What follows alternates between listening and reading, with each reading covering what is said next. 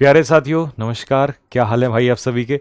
चलो जी, तो भाई सेशन आपका जो है आज ये सेशन नंबर 2 है कॉन्सेप्ट सीरीज का, सेशन नंबर 2। ठीक है, मैं ये आपको आश्वासन दिलाता हूं कि अगर आप इसमें लगातार बने रहे ना तो भाई साहब आपको ये लग सकता है कि कुछ बच्चे जो एवरेज हैं उनको लग सकता है कि क्वेश्चंस थोड़े टफ हैं। मैं चाहूं तो इजी भी रख सकता हूं और इजी रखना बहुत आसान काम है। टफ ये है कि आपको अच्छे क्वेश्चन सिखाने हैं, क्योंकि एडिक्विटी का यही लेवल है और यही क्वेश्चंस आ रहे हैं और मैंने उसी के बेस पे सारे क्वेश्चन आपको दिए हैं। ठीक है, चलो जी, तो आज का जो हमारे क्वेश्चंस हैं ना वो कल वाले से और भी अच्छे हैं और कई तो ऐसे हैं जो बहुत ज्यादा पिछले साल रिपीट हुए हैं। ठीक, मैं पॉज करके सॉल्व करो, मैं सीधा सॉल्यूशन स्टार्ट करता हूं, नहीं तो फिर वीडियो बहुत लंबा चला जाता है। चलो जी, पहला क्वेश्चन, दो India needs to reduce its population. दो ऑल दो हमारा यहां पर क्या है, कंजक्शन है। भले ही इंडिया को अपनी जो पॉपुलेशन है उसको क्या करना है, रिड्यूस करना है, रिड्यूस करने की जरूरत है। इंडिया हमारा यहां पर सब्जेक्ट है, नीड्स हमारी जो है फाइनाइट वर्ब है, इंडिया सिंगुलर है तो इसीलिए नीड किस चीज की, नीड अपने पीछे इन्फिनिटिव लेता है अगर ये मेन वर्ब का काम करेगा तो। ठीक है, इट्स पॉपुलेशन, इट्स किसके लिए आया, इंडिया के लिए, क्योंकि इंडिया सिंगुलर है तो इंडिया को अपनी पॉपुलेशन को कम करने की जरूरत है। किस लिए, पर्पस क्या, और पर्पस के लिए हम इन्फिनिटिव लगाते हैं, टू बिकम प्रॉस्परस, अगर हमें रिच बनना है तो। लेकिन भले ही पॉपुलेशन हमें कम करनी है, लेकिन इसके जो नुकसान है ना, इसके जो नुकसान है, किस चीज के नुकसान, ऑफ, क्योंकि पेरिल्स मतलब नुकसान, किसके नुकसान, पेरिल्स ऑफ किसके, फोर्स्ड डेमोग्राफिक इंजीनियरिंग। कि अगर हमने ये नीति अपनाई ना, फोर्स डेमोग्राफिक इंजीनियरिंग पॉलिसी है, अगर हमने ये नीति अपनाई तो इस पॉलिसी के जो नुकसान है वो क्या करेंगे, आउटवे करेंगे। अब आउटवे का मतलब है कि नुकसान ज्यादा है, तो अगर सब्जेक्ट हमारा प्लूरल है तो इसीलिए यहां पर एससीआईएस नहीं लगेगा क्योंकि ये वर्ब है। ठीक है, तो नुकसान जो है किसके, इस पॉलिसी के जो नुकसान है वो ज्यादा है इसके फायदों के कंपैरिजन में। किसके फायदे हैं ये, इस नीति के, तो इस नीति के नुकसान ज्यादा है और फायदे कम हैं। किस नीति के, इस नीति के। तो मेरे प्यारे भाई, जब पॉलिसी अपने आप में सिंगुलर है, पॉलिसी क्या है, सिंगुलर, अब आपको पता होना चाहिए कोई नॉन लिविंग, कोई यूनिट या कोई नाम अगर सिंगुलर है तो हम उसको क्या कंसीडर करते हैं, इट मानते हैं, और इसका एडजेक्टिव भी क्या होता है, इट्स होता है। प्लूरल में हम क्या करते हैं, दे करते हैं, और दे का एडजेक्टिव क्या होता है, देयर होता है। तो अगर यहां पर बहुत सारी पॉलिसीज होती, ठीक है, उनके फायदे की बात कर रहा होता तब तो देयर आता, लेकिन इस डेमोग्राफिक इंजीनियरिंग, और वो भी कैसी, फोर्स्ड, इस फोर्स्ड डेमोग्राफिक इंजीनियरिंग के जो नुकसान है वो ज्यादा है इसके फायदों से।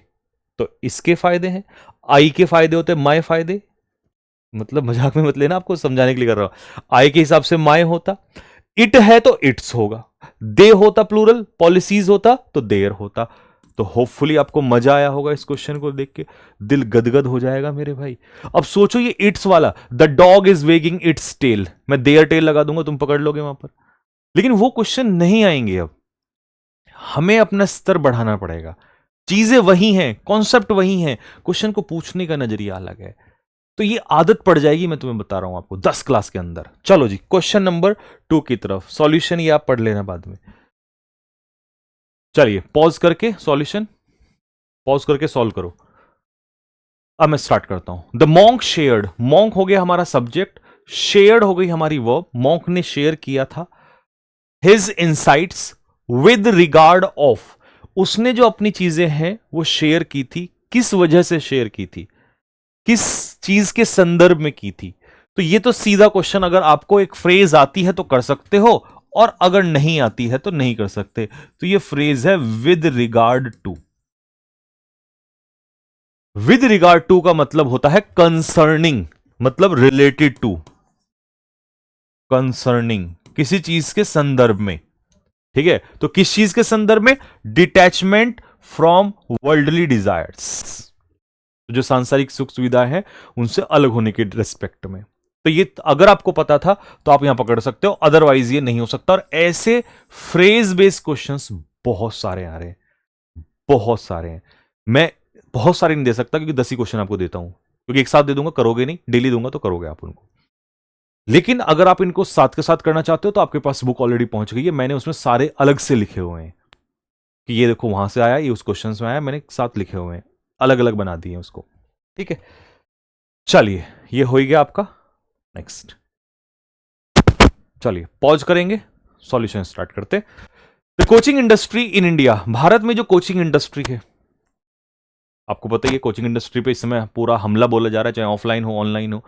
कोचिंग इंडस्ट्री जो है भारत में, अब कोचिंग इंडस्ट्री क्योंकि सिंगुलर है, सब्जेक्ट हमारा इंडस्ट्री, कोचिंग इंडस्ट्री है यहां पर, इन प्रपोजिशन इसके पीछे ये ऑब्जेक्ट, तो सब्जेक्ट ये हुआ, तो इसी के हिसाब से सिंगुलर वर्ब एसएएस लेगा।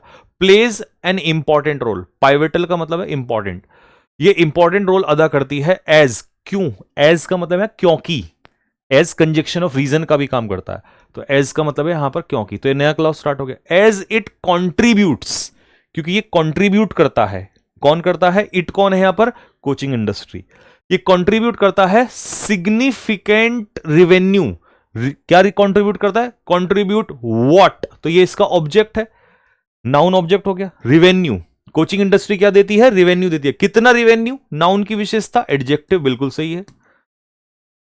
किसको कंट्रीब्यूट करता है, एजुकेशन सेक्टर को बड़ा रेवेन्यू देती है कोचिंग इंडस्ट्री, बिल्कुल सही बात है। तो अगर एरर नहीं मिला तो फिर आपको ये आना जरूरी था, ये prepositional phrase, contribute something to someone, बस ये लिख लेना कहीं पे। इसी के साथ साथ एक और दे दूं, ये फेज 13 पिछले साल आपसे पूछा था, प्रोवाइड समथिंग टू समवन, ये था ना।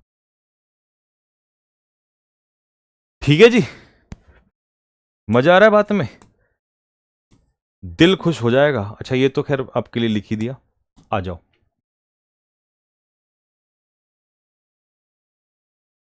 ये तो एग्जैक्ट पीवाईक्यू उठा लिया मैंने इसमें चेंज ही नहीं किया, एग्जैक्ट पीवाईक्यू पिछले साल वाला है। चलो पॉज करके सॉल्व करो, मैं स्टार्ट करता हूं। इट इज इंपॉसिबल, ये बहुत मुश्किल है, ये कठिन है, to count the number of people, लोगों की संख्या गिनना, कौन से पीपल, हु हैव गिवन, जिन्होंने दिया है, एंड कंटिन्यू टू गिव, और जो अभी भी दे रहे हैं अपना समय, अपने एफर्ट्स, अपनी आजीविका, ठीक है, अपना लाइवलीहुड, सब कुछ दे रहे हैं। और क्या दे रहे हैं, अपनी जिंदगियां भी दे रहे हैं। किस लिए दे रहे हैं, in the fight, in the fight, लड़ाई में, किस चीज के खिलाफ, इनजस्टिस।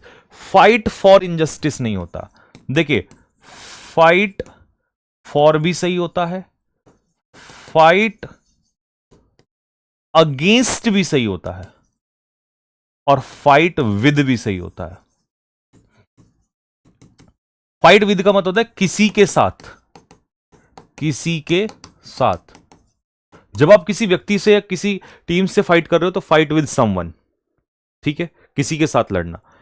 फाइट अगेंस्ट समथिंग, किसी चीज के खिलाफ, किसी चीज के खिलाफ, जैसे बुराई के खिलाफ, ठीक है, बुराई के खिलाफ हम लड़ रहे हैं तो फाइट अगेंस्ट समथिंग, बात समझ में आ गया, किसी चीज के खिलाफ लड़ रहे हैं आप, ठीक, फाइट अगेंस्ट सती प्रथा, फाइट अगेंस्ट इनजस्टिस।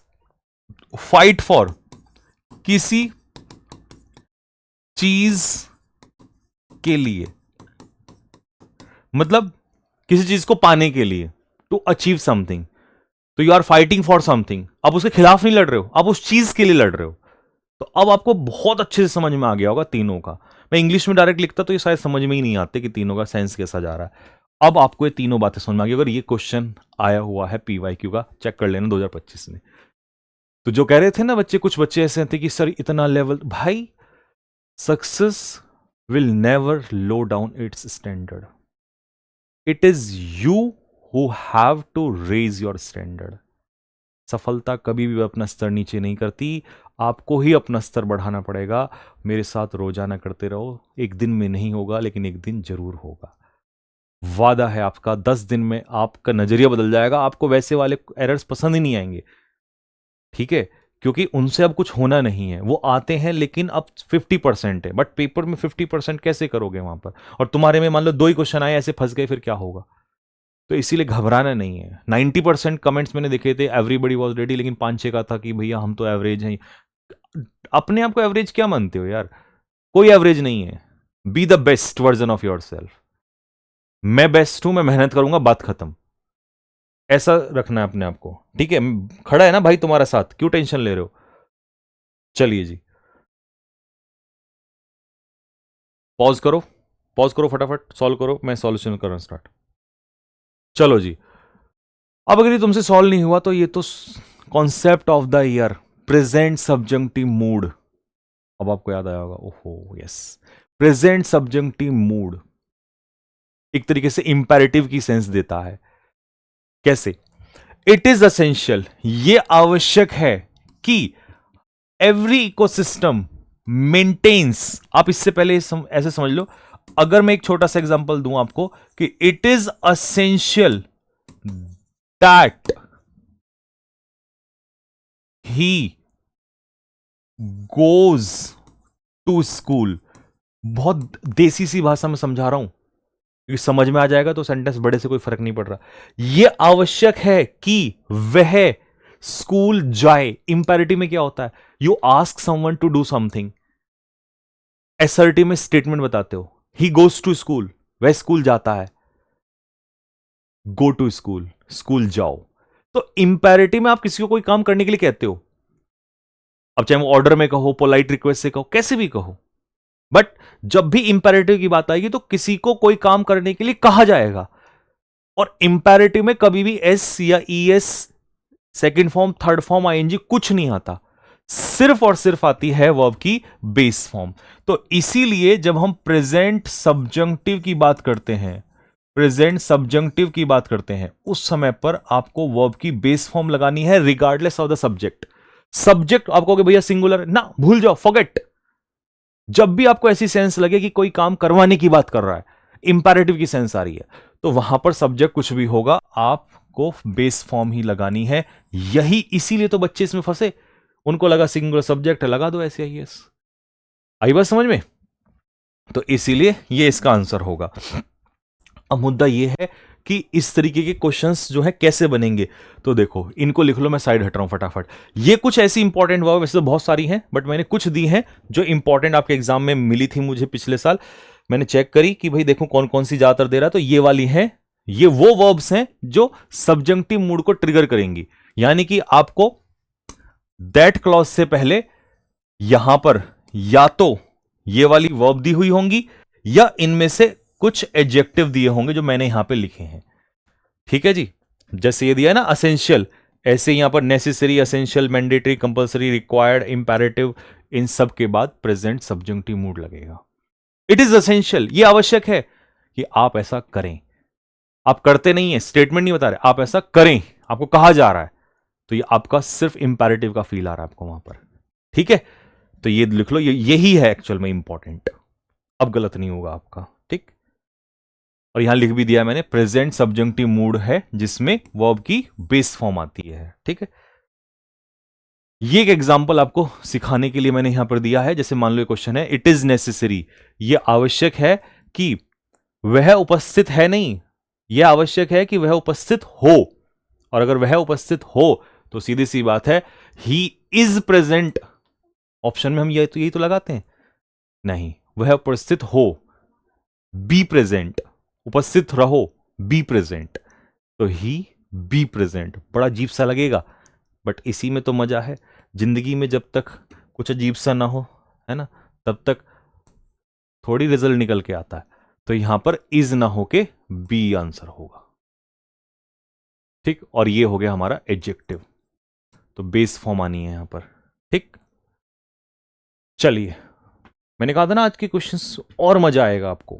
और कमाल की बात है, देखो तो ये चीजें मिली नहीं बच्चों को। अभी भी हम एडिक्विटी से इतना दूर हैं जितना आसमान से धरती, जबकि अगला साल आ रहा है, फिर पेपर का नजदीक आ रहा है, कराएगी तो एडिक्विटी ही।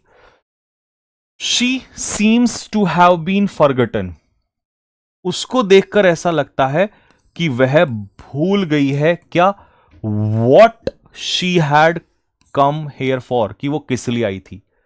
कौन भूली है, कौन भूली है, शी।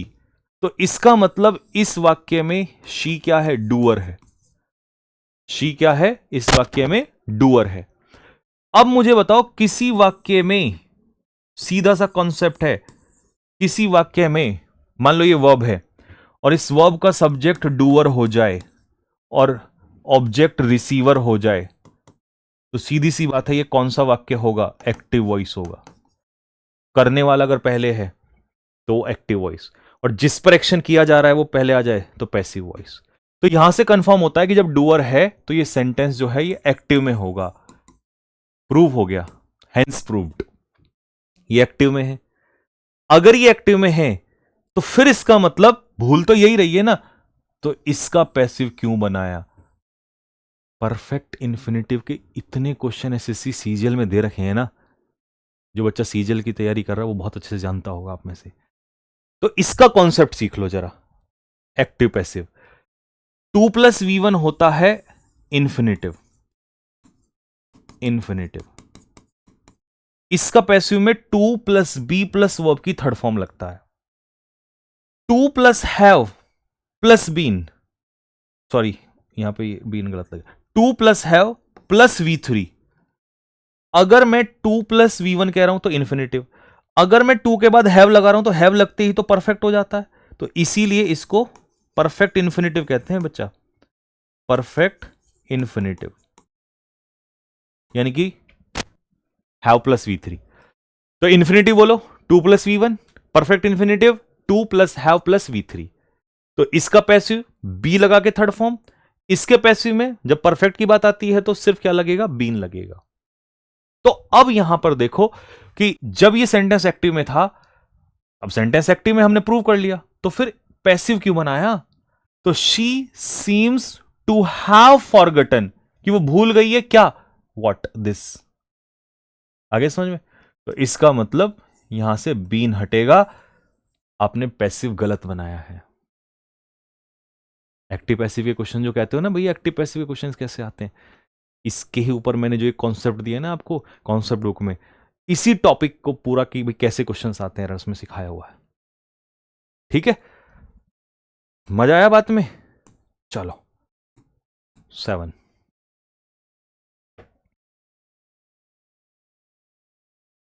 चलिए पॉज करके सॉल्व कर लेना, है ना। अब देखो ये क्वेश्चन, इट वॉज विकास, तुमने इसमें कुछ बच्चों ने क्या करा होगा, रिलेटिव प्रोनाउन से पहले एंटीसीडेंट होता है उसके अकॉर्डिंग वर्ब आती है तो वॉज का वर्ब कर दो। नहीं, सुनो, जरूरी नहीं है कि हमेशा वही जो वर्ड तुरंत पीछे रखा है वही एंटीसीडेंट हो। वो कह रहा है इट वॉज विकास, ये विकास था। Who was managing the entire project presentation, तो पूरे प्रोजेक्ट की प्रेजेंटेशन विकास ने मैनेज करी है, नॉट हिज कलीग्स, उसके कलीग्स ने नहीं करी। इसका मतलब ये जो एक्शन आगे हुआ है वॉज मैनेजिंग का, ये किसने किया है? ये विकास ने किया। तो एंटीसीडेंट या विकास है, इसको तो मना कर दिया उसने। इसका मतलब ये जो है ये एंटीसीडेंट नहीं होगा, यही तो धोखा था, और इसमें ही बच्चों ने वर लगाया। समझ रहे बात को? तो इसका आंसर जो था वो नो एरर था।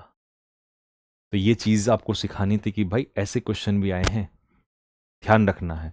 ये नहीं सोचना कि मैं कैसे करूंगा, भूल जाओ।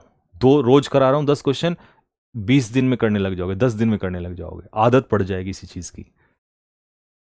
चलो, तो ये 7 था हमारा। अगला क्वेश्चन 8, पॉज करिए एंड सॉल्व करिए। चलो, इसके ऊपर भी बच्चों क्वेश्चंस आए हैं। अब इसके ऊपर क्वेश्चंस क्या हैं वो समझ लो। ये है हमारा परफेक्ट पार्टिसिपल। परफेक्ट पार्टिसिपल होता क्या है पहले तो मैं आपको वो बता देता हूं। यहां से देखो, परफेक्ट पार्टिसिपल का मतलब है having plus V3। Having plus V3 को हम कहते हैं परफेक्ट पार्टिसिपल। जैसे प्रेजेंट पार्टिसिपल होता है V1 plus ING, past participle होता है V3, परफेक्ट पार्टिसिपल होता है हैविंग प्लस V3। तो डायरेक्ट क्वेश्चन परफेक्ट पार्टिसिपल का तो मैं वही बता रहा हूं आपको, ठीक है, क्योंकि फिर वही चीज याद रह जाती है, पूरा चैप्टर एक साथ नहीं आता। और इसीलिए यही काम हमने कॉन्सेप्ट बुक में किया है कि भाई अलग अलग कॉन्सेप्ट्स को करो, सारा एक साथ नहीं रिकॉल होता, इसीलिए हमें क्वेश्चंस लगते ही नहीं पेपर में। परफेक्ट पार्टिसिपल होता है हैविंग प्लस V3। इसका मतलब होता है कोई काम करने के बाद, क्योंकि परफेक्ट आ गया ना, तो परफेक्ट में कोई काम पहले हो जाता है, कोई कार्य करने के बाद, मतलब आप किसी काम को पहले कर लेते हो, फिर उसके बाद दूसरा एक्शन स्टार्ट होता है। तो इसकी खास बात है कि एक्टिव वॉइस में तो हैविंग प्लस V3 आता है, पैसिव वॉइस इसी का बनता है having plus been plus V3, been लग के V3 लग जाता है। एक्टिव में हैविंग प्लस V3, पैसिव में having plus been plus V3। अब कैसे जरूरत पड़ती है देखो, ब्रेकफास्ट पूरा करने के बाद जानवी ने पढ़ना स्टार्ट किया। देखो ये जो एक्शन है ब्रेकफास्ट का, ये किसने ही किया? जानवी ने ही किया, जानवी ने ही एक्शन को किया।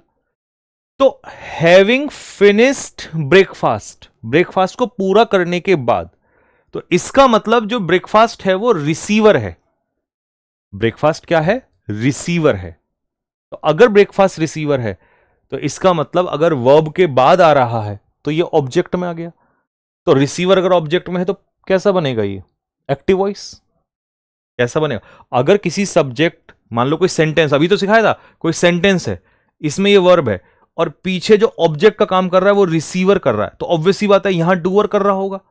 तो अगर रिसीवर काम कर रहा है तो एक्टिव वॉइस ही तो बैठेगा। अगर रिसीवर इधर चला गया और डूअर इधर आ गया तब ये पैसिव होगा। अब देखो, having been beaten by his father, पिता, अब ये तो वैसे भी समझ में आ रहा है, पिताजी के द्वारा पीटे जाने पर रघु घर छोड़ के गुस्से में चला गया। तो इसका मतलब उसे पिताजी के द्वारा पीटा जा रहा है, तो यहां पर क्लियर हो गया कि पैसिव है। पैसिव है तो आप देखो यहां पर मुझे बीन लगाना पड़ा। हैविंग बीटन का मतलब था पीटने के बाद, ये पीट नहीं रहा, पिट रहा है किसी के द्वारा, तो इसीलिए यहां पर पैसिव की जरूरत पड़ी। तो परफेक्ट पार्टिसिपल का एक्टिव पैसिव समझ में आया? अब सुनो मेरी बात को ध्यान से, ये देखो, हैविंग बीन ट्रेवल्ड कंटिन्यूअसली, लगातार ट्रेवल करने के बाद थ्रू आउट द नाइट। तो पहले तो ये बताओ, ट्रेवल के पीछे तो कोई ऑब्जेक्ट ही नहीं है, और जब ट्रेवल के पीछे कोई ऑब्जेक्ट नहीं है तो ये इंट्रांजिटिव वर्ब हो गई, और अगर ये इंट्रांजिटिव है तो इंट्रांजिटिव है तो पैसिव ही नहीं बनेगा। तो इसका मतलब यहां से बीन हटेगा, क्योंकि ये पैसिव नहीं, ये किस में आएगा? एक्टिव में आएगा। पहचानना मैं जानता हूं तुम्हें टफ होगा, बट मैं यही चीजें तुम्हारे अंदर भर दूंगा एक दिन, तुम्हें ऐसा कर दूंगा कि तुम्हें ऐसी लत लग जाएगी कि फिर तुम्हें कुछ पसंद ही नहीं आएगा, और यही पेपर में भी आएगा। ठीक है, चलो जी, हो गया हमारा ये वाला पार्ट। अब अगला क्वेश्चन एक बार देख लेते हैं भाई। नेक्स्ट क्वेश्चन क्या है हमारा, ये लीजिए, पॉज कर लीजिए फटाफट। चलो मैं सॉल्व करता हूं, आप आराम से पहले पढ़ लो, रोक के 4-5 बार पढ़ो, जब नहीं समझ में आएगा फिर मजा आया करने में। मेरे विचार में जो चीफ मिनिस्टर हैं उन्होंने अर्ज किया लीडर्स से, चीफ मिनिस्टर ने नेताओं से कहा कि two sphere head protest against the proposed policy changes, कि इस प्रोटेस्ट को और आगे बढ़ाया जाए।